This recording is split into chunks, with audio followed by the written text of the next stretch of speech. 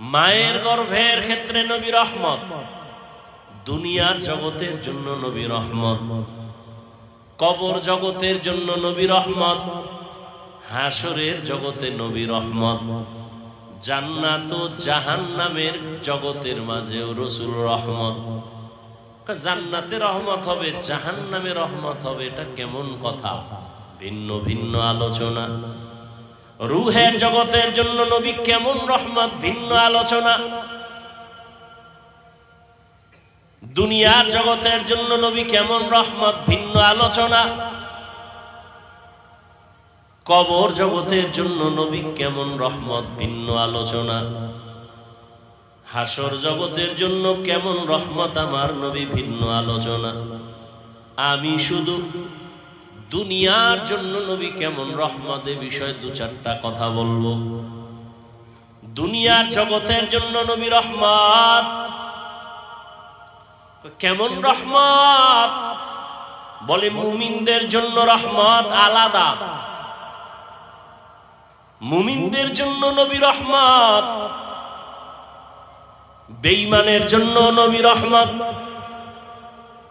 পুরুষের জন্য নবী যেমন রহমত, নারীদের জন্য নবী রহমত।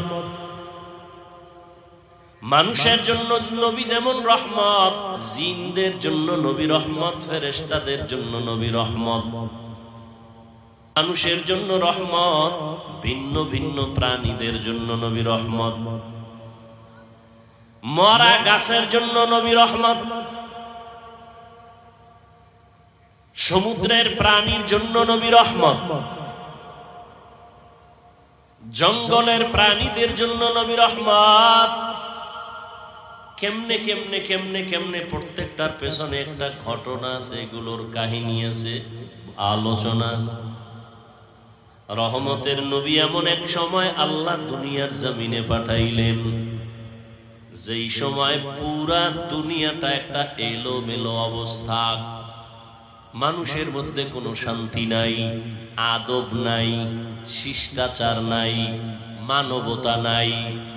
এর মধ্যে সব থেকে বেশি খারাপ হলো মক্কার মানুষ। মক্কার মানুষ এতটাই খারাপ, যেই খারাপ মানুষ আর দুনিয়ার কোথাও ছিল না। চরিত্রহীন, এত খারাপ। আল্লাহর ঘর বাইতুল্লাহ নারী আর পুরুষেরা উলঙ্গ হয়ে তাওয়াফ করে। মক্কার মানুষ এতটাই খারাপ, নারীদের তারা সমাজে পছন্দ করে না, কন্যাদের পছন্দ করে না। বাবা হইয়া তার আপন মেয়েকে জ্যান্ত পাথর চাপা দিয়া মেরে ফেলে, এতটাই খারাপ। টেকনাফের জমিনে মদের আড্ডা চলে, কোথাও ইয়াবার আড্ডা চলে। আমাদের মুফতি সাহেব হুজুর আলেমদের নিয়ে বসলেন, কেমনে যাত্রা গান চলবে, ফিরানো যায়, কেমনে নারীদের নিয়ে গান বাজনা উলঙ্গ নাটক চলবে, বন্ধ করা যায়। আমরা হুজুরেরা সব একত্রিত হয়ে সম্ভব না। আদা মুসলমানের একটু ডাক দাও। পুরাতনা আদা মুসলমান কোন এলাকার? কয় ওই এলাকার যারা আদা মুসলমান, নামাজ পড়ে আবার মিশা কথাও কয়, নামাজ পড়ে আবার সুদও খায়, এমন নামাজি আছে না নাই? এদের ডাক দাও। 2-4-5 জন গণ্যমান্য আদা নামাজিরে ডাকলো। ডাকার পরে কয়, ভাই তোমাকে এলাকার ভিতরে মদের আড্ডা চলে, কি করা যায়? কয়, হুজুর আপনি যাইয়েন না, আমরা গিয়ে দেখি কি অবস্থা। মোটামুটি আমরা একটা ধারণা নিয়ে আসি। ফাইনাল আপনার পরিবেশ যদি থাকে আমরা আপনাকে নিবে, আর আগে নেওয়া যাবে না। হুজুর যদি ডাইরেক্ট এসে যায়, নারীদের আড্ডায়, নারীদের নাচ গানের প্যান্ডেলে, মানুষ বলবে এত বড় হুজুর কেমনে আসলো, লজ্জা কি নাই? ঠিক নি? কেমনে আসলো এই বেহায়া নারীদের আড্ডাখানায়? কিন্তু আমার আল্লাহ পাকের নিজাম, সারা দুনিয়ার মানুষগুলো মুরব্বি হারা, মানবতা নাই, ব্যবহার ভালো নাই, চরিত্র ভালো নাই। মক্কার মানুষ আরো খারাপ।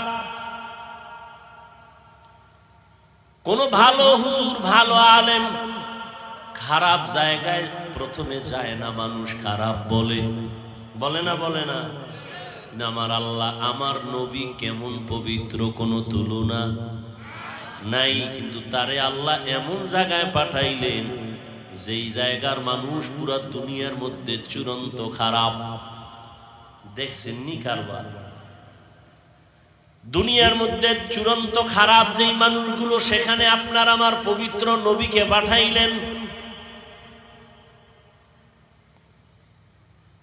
এমন এক সময় রহমতের নবীকে আল্লাহ পাঠাইছেন। সারা দুনিয়ার মানুষ এত খারাপ হলো কেন? এখান থেকেও একটা পয়েন্ট আমরা বুঝে নিতে পারি। সারা দুনিয়ার মানুষ সব খারাপ কেমনে? আর বাইতুল্লাহ যেই ঘর, দামি ঘর, দেখলেই কলিজা ঠান্ডা, দেখলেই সওয়াব, এই জায়গার মানুষ অন্য মানুষের তুলনায় একটু কম খারাপ থাকবে, এরা আরো বেশি খারাপ। কারণ কি? এর একমাত্র কারণ হলো এদের কাছে কোনো মুরব্বী নাই। উম্মতের মুরব্বী নবী ঈসা নবী নাই। আমগো নবী আসবেন, মাঝখানে অনেক সময় চলে গেল, মুরব্বী নাই। আবার যারা মুরব্বীর চেয়ারে ছিলেন, ক্রমান্বয়ে তারা দুনিয়ার লোভে পড়ে হক আর বাতিলটাকে খলত মলত করে ফেললো, ওলট পলট করে ফেললো। দুনিয়ার লোভ তাদেরকে হকের রাস্তা থেকে পিছনে নিয়ে গেল। এই জন্য যারা মুরব্বী মানবে না, তাদের মরার আগেই পদস্খলন হবে। আল্লাহ মানুষ বানাইছেন, মানুষ বানায় মানুষ যেন তার সম্মান ঠিক রাখিয়া চলতে পারে, সেজন্য দুইটা ব্যবস্থাও দিয়েছেন। প্রথম ব্যবস্থার নাম মুরব্বী মেনে চলো। দ্বিতীয় ব্যবস্থার নাম আল্লাহর দেওয়া কিতাব অনুসরণ করো। বর্তমান দুনিয়াতে মানামানির ক্ষেত্রে তিনটা দল আছে সারা দুনিয়ায়। এক দল বলে আমরা মুরব্বী মানি না, আমরা কিতাব মানি, কোনো ব্যক্তি মানি না। চায়ের দোকানে বইয়া চা পান করে আর আড্ডা দেয়। আমরা হাদিস কোরআন মানি, কোনো হুজুর টুজুর মানি না, ওলিয়া উলিয়া মানি না, মাযহাব মানি না, আমরা কোনো ব্যক্তি মানি না। যারা শুধু কিতাব মানি বলে, ব্যক্তি মানে না, আল্লাহর কসম তারা ভণ্ড। আর এক দল আছে আমরা মুরব্বী মানি, কোনো কিতাব মানি না। কিতাব মানবো কি? আব্বাও পড়তে পারে না, আমরাও পড়তে পারি না, কোরআনের আরবি কি পড়তে জানি না, হাদিসের আরবি বুঝি না, পড়তেও পারি না। আমগো পীর সাহেব যা কয় তাই মানবো। কয় পীর যদি জাহান্নামের দিকে নেয় কি করবি? কয় যাবো। তাহলে যারা কিতাব মানে, শুধু ব্যক্তি মানে না, ভণ্ড। আবার যারা ব্যক্তির গোলামি করে, কোনো কিতাব মানে না, কোরআন সুন্নাহর আলোকে চলে না, তারাও ভণ্ড। আর যারা বলে আমরা ব্যক্তিও মানি, কোরআন হাদিসও মানি, তারা হক। কারণ ব্যক্তি ছাড়া কোরআন হাদিস বোঝা যাবে না। তবে ব্যক্তিকে আল্লাহকে আমি সিলেকশন করে দিলাম। পরীক্ষা দিবি ছাত্র, পরীক্ষায় পাশ করার জন্য তোকে গাইড দেওয়া লাগবে, তাও আমি দিয়ে দিলাম। আল্লাহ বলেন গাইডের নাম কোরআন। গাইড বুঝো না, বুঝাইয়া দেওয়ার জন্য কোচিং মাস্টার লাগবে, কোচিং প্রাইভেট মাস্টার। এরা তোরে গাইড ধরে ধরে বুঝাবে, পরীক্ষার প্রশ্নগুলো দাগায় দিবে। আল্লাহ বলেন আমি গাইড দিলাম কোরআন, আর এই গাইডকে তোর কাছে বুঝাইয়া দেওয়ার জন্য আমি কোচিং মাস্টার বানাইলাম রাহমাতুল লিল আলামিন। যদি তুই নিজে নিজে গাইড পড়ো, আগাইতে পারবি না, কোনো না কোনো এক জায়গায় আটকায়া যাবি, ফেল। 10 সাবজেক্টের মধ্যে বান্দা তুমি সবটায় যদি 100 করে পাও, একটায় যদি তুমি 20 পাও, তুমি পুরাটাই ফেল। 10টা সাবজেক্টের ভিতরে প্রত্যেকটায় যদি তোমার 100 নাম্বার দরকার নাই, 50 দরকার নাই, 33 করে যদি তুমি সবগুলোতে সমানভাবে পাও তুমি পাস। কিন্তু 9টা সাবজেক্টে তুমি 100 নাম্বার পাইছো, একটায় পাইছো মাত্র 28 বা 25, তুমি পুরা সাবজেক্ট ওয়ারি ফেল। ঠিক না? জিহাদের ময়দানে নাম্বার উঠাইছো 100, তাসকিয়ার লাইনে তোমার নাম্বার 20, তুমি ফেল। তাসকিয়ায়ে নফসের লাইনে তোমার নাম্বার 100, জিহাদের ময়দানে তোমার নাম্বার 20, তুমি ফেল। আমার রাসূলের প্রত্যেকটা কাজের ক্ষেত্রে তোমার অন্তর দিয়া দাও, জান মাল কোরবান করে 100 নাম্বার উঠাও, তুমি পাস। রহমতের নবী বিদায় বেলা চলে গেলেন। এই উম্মত কিয়ামত পর্যন্ত আর একটা সেকেন্ডের জন্য নবীকে পাবে? কি টেকনাফে নবী আইবেননি? মাঝে মাঝে আসবেন। আবু বকর, ওমর, ওসমান, আলী, কোন সাহাবায়ে কেরাম আসবেন রাদিয়াল্লাহু আনহুম আজমাইন? আসবেন। আবু হানিফা, ইমাম বুখারী, ইমাম মুসলিম, ইমাম তিরমিজি আসবেন। বড় পীর আব্দুল কাদের জিলানী আসবেন। আমগো কাম কি? আমরা তো জান্নাতে যাব, যাব না ইনশাআল্লাহ? এখন জান্নাতে যে যাব, পথ কই, ঠিকানা কই? ঠিকানা লাগবে না? ঠিকানা আছে কোরআন হাদিসে। কোথায়? এখন আপনি কোরআনের আরবিও বুঝেন না, হাদিসেরও আরবি বুঝেন না, আপনার উপায় কি? একটাই মাত্র পথ। আল্লাহর নবী বলেন, আমি বিদায় হয়ে গেল, আমি 2টা জিনিস তোমাদের মাঝে রেখে গেলাম, দইরা রাখলে ঈমানও যাবে না, সম্মানও যাবে না। ঈমানও যাবে না, সম্মানও যাবে না। খেয়াল করেন। এই উঠা বসা করেন কেন ভাই? লড়াচড়া করেন কেন? কারো জ্যৈষ্ঠ মাস, কারো সর্বনাশ। ভালো করে বুঝার চেষ্টা করেন, খুব সাবধান। কিয়ামত পর্যন্ত কেউ আসবেন না, নবী আসবেন না, সাহাবায়ে কেরাম আসবেন না। জান্নাতে তো যেতে চাই, ঠিকানা কোরআন হাদিসে কিন্তু পড়তেও পারি না, কপাল খারাপ। হাদিসের আরবি বুঝি না, ব্যাখ্যা তো পরের কথা। কোরআনের তরজমা বুঝি না, ব্যাখ্যা পরের কথা।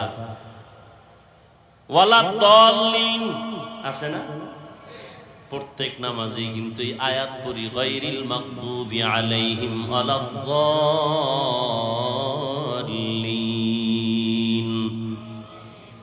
দাল্লিন মানে দলিন, দল্লান মানে পথভ্রষ্ট, গোমরাহ। কি বুঝেননি? গোমরা বুঝেন তো ভাই? কথা বলে গোমরা, পথভ্রষ্ট, দল্লিন। আচ্ছা, আপনি তো এই তরজমাটা শিখা ফেলছেন। দল্লিন, দল্লান মানে গোমরা। এই তরজমা সব জায়গায় যদি করেন, দেখেন তো, ওয়াদ-দুহা ওয়াল-লাইলি ইযা সাজা মা ওয়াদ্দা'আকা রাব্বুকা ওয়া মা ক্বালা ওয়ালাল আখিরাতু খায়রুল লাকা মিনাল উলা ওয়ালা সাওফা ইউতিকা রাব্বুকা ফাতারদা আলাম ইয়াজিদিকা ইয়াতীমান ফাআওয়া। এরপরের আয়াতটা যারা পারেন পড়েন, ওয়া ওয়াজাদাকা দাল্লান ফাহাদা। আল্লাহ নবীর শানে এই আয়াতগুলো বলছেন। দল্লান পইরে আসছেন, দল্লিন মানে গোমরা। নবীরে বলবেন, আল্লাহ বলছেন, নবী আপনি গোমরা, আপনি পথভ্রষ্ট, আমি আপনাকে হেদায়েত দিছি। রসুলের শানে এই কথা বলে বেয়াদবি না? কথা বলেন না কেন? কারণ আপনি তো বাংলা তরজমা শিখছেন, কারণ আপনি তো বলবেন নবীও গোমরা।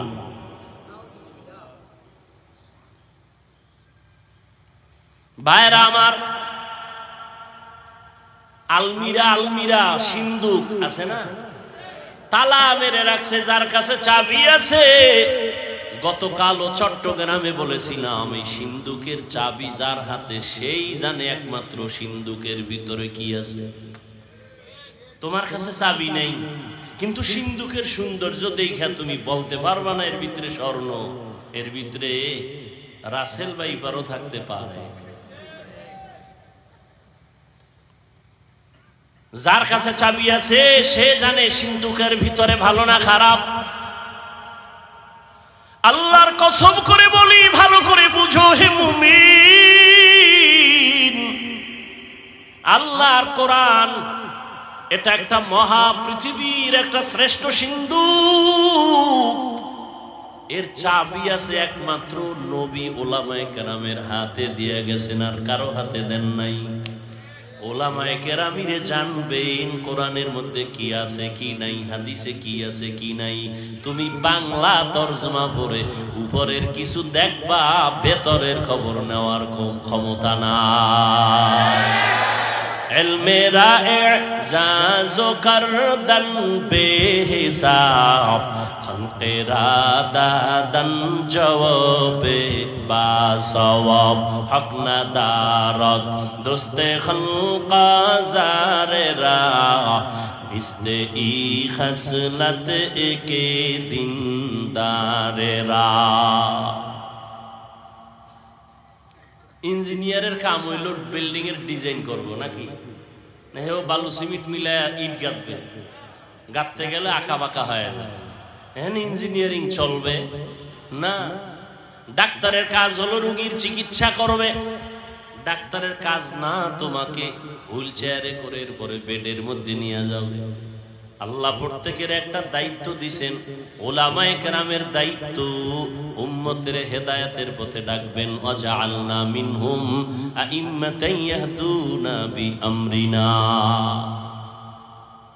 ওলামায়ে কেরামের কাজ হলো বড় কাজ, মূল কাজ, মানুষের হেদায়েতের পথে ডাকবেন। ইয়াহদুনা বিআমরিনা, ইয়াদউনা বিআমরিনা বলেন না, ইয়াহদুনা বিআমরিনা। ওলামায়ে কেরাম তার মূল কাজ মানুষকে আল্লাহর সাথে সম্পর্ক জড়ায় দিবেন, এটা আলেমের কাজ। এই কাজ ডাক্তার পারে না, এই কাজ ইঞ্জিনিয়ার পারে না, এই কাজ কোনো ব্যবসায়ী পারবে না, এই কাজ কোনো প্রফেসর পারবে না, এই কাজ কোনো ডাক্তার পারবে না।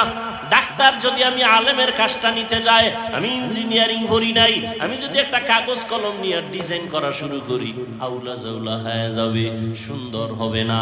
ওরে ডাক্তার যদি ইঞ্জিনিয়ারিং এর কাজটা না, ইঞ্জিনিয়ার যদি ডাক্তারের রোগী দেখার চেষ্টা করে, সব ওলট পালট হবে, অসুন্দর হবে, কোনোটার সীমানায় পৌঁছা যাবে না।